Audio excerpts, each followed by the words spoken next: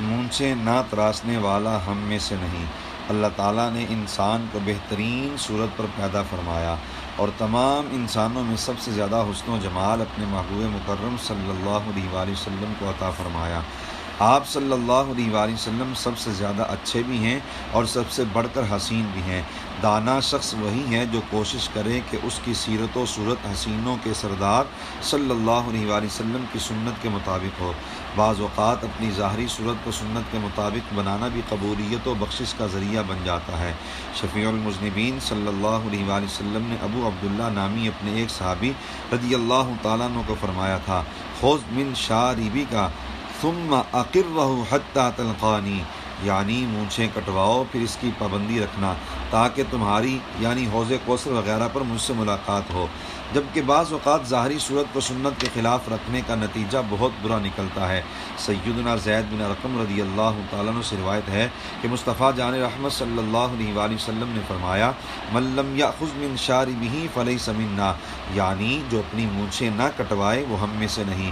ہمیں چاہیے کہ حسینوں کے سردار صلی اللہ علیہ وآلہ وسلم کے حسن کی خیرات پانے کے لیے اپنی ظاہری صورت کو بھی سنت کے مطابق بنائیں، مونچھیں چھوٹی رکھیں اور داڑھی بڑھائیں۔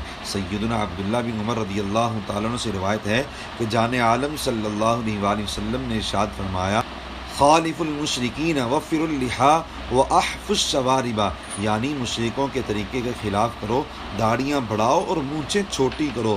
مونچھیں کتنی چھوٹی اور داڑھی کس قدر بڑی ہونی چاہیے؟ سنت یہ ہے کہ مونچھیں اوپر والے ہونٹوں کے بالائی حصہ سے نیچے نہ لٹکیں اور داڑھی کم از کم ایک مشت ہونا ضروری ہے۔ درج بالا حدیث کے راوی کہتے ہیں، وَكَانَ ابْنُ عُمَرَ إِذَا حَجَّ أَوِ اعْتَمَرَ قَبَضَ عَلَى لِحْيَتِهِ فَمَا فَضَلَ أَخَذَهُ، یعنی سیدنا عبداللہ بن عمر رضی اللہ تعالی عنہما حج یا عمرہ سے فارغ ہو کر اپنی داڑھی مبارک مٹھی میں پکڑتے، ایک مٹھی سے جتنی زیادہ ہوتی اسے کٹوا دیتے۔ خلیفہ اعلیٰ حضرت صدر الشریعہ مفتی محمد امجد علی اعظمی علیہ الرحمہ نے لکھا، اس زمانہ میں داڑھی مونچھ میں طرح طرح کی تراش خراش کی جاتی ہے۔ بعض داڑھی مونچھ کا بالکل صفایا کرا دیتے ہیں، کسی کی داڑھی فرنچ کٹ اور کسی کی کرزن فیشن ہوتی ہے۔ یہ جو کچھ ہو رہا ہے سب نصارہ کے اتباع و تقلید میں ہو رہا ہے۔